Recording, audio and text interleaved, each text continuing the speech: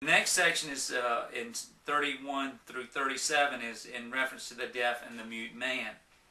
Verse 31, Then Jesus left the vicinity of Tyre and went through Sidon down to the Sea of Galilee and into the region of Decapolis, which is reference to 10 cities. Basically, he remains in a territory that is still dominated by non-Jewish people. Jesus' Jewish followers might view as beyond the reach of God's blessing. This area is like, okay, they're so far gone, don't even mess with these people. What are you going to do with these folks? And Jesus exhibits special care toward him, this individual that's going to approach him. And it's important for us to recognize, who does God see as an insider or outsider? Interesting. Where do we fall into that? How do we see those that are not in the church? How do we look at people that are not coming to church? Verse 32, it says, there are some people brought to him a man who was deaf and could hardly talk, and they begged him to place his hand on the man. So we have a man unable to hear, speaking with difficulty, comes, his friends bring him. We go back, if we look at Isaiah 35, 5 and 6, it talks about those that are deaf will be healed, and those with speech problems will speak. And Mark wants alert readers to recognize this story as a sign that God's promised salvation is coming to fulfillment. So Jesus, as a great miracle worker, he's recognized as a miracle worker even outside of the Jewish territory. Wherever he's at, the miracles can occur. If the deaf man is to be helped, only Jesus can help him. Verse 33, after he took him aside away from the crowd. Interesting.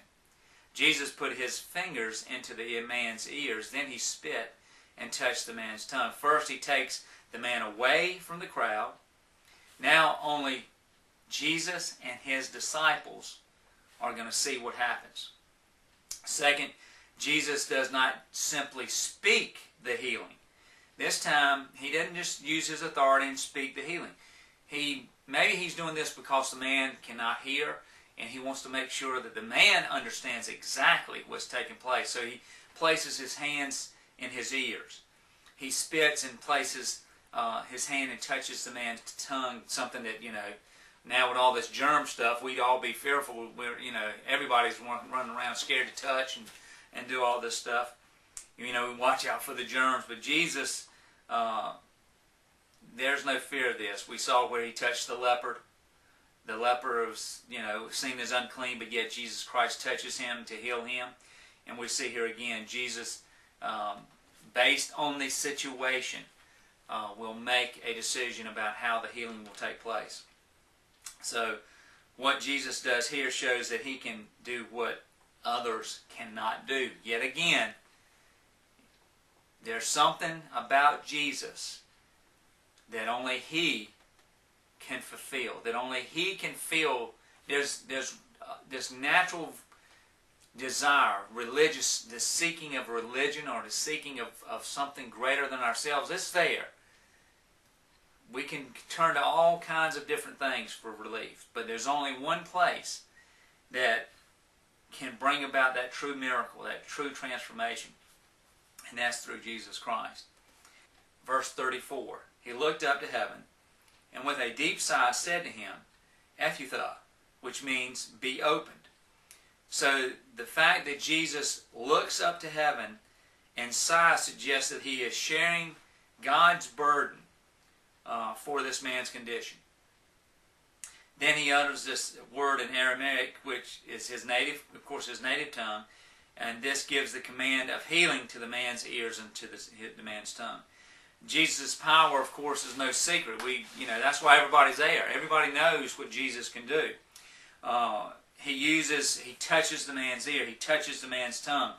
He does something that's different. In this we see, number one, there is no secret to Jesus' healing, and number two, that is because there is no one other than Jesus with such authority to heal. This word, and I know I'm probably saying it wrong, ephphatha, means to be open, appears to be important on more than one level. In just a few paragraphs, Jesus will be alone with the 12 disciples, and he will ask him whether they have eyes to see and ears to hear, and that's Matthew 8:18. As we read about Jesus' disciples in Mark, we see them continually struggling to trust Jesus to care and provide for them. They do not yet see who Jesus really is or hear what he is really saying. Those words can apply to us. I know, we struggle. We get in places, we get into times in our life where it's like we start to question. We start to wonder because we go through these periods of testing, these times, these refining fires that are going to come into our life, and we have these moments where we start to wonder whether Jesus is really the answer. Is what I've read in the Bible, is it really true? Is he who he says he is as we go through these testings? Do we see and understand who Jesus Christ is? Do we hear what he is telling us in the times that we're going through those periods of darkness? Do we hear what he's telling us? Do we see, just like he did with this woman, testing us to see, do we truly trust that he can provide for us? That he is the answer to our situation?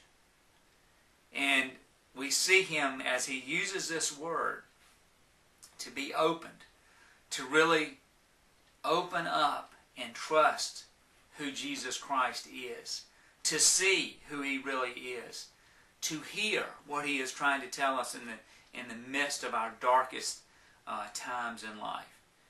He's wanting to see where we are standing. Where are we going to fall in those dark times? As we are refined by those fires, are we going to turn away, or are we going to turn toward?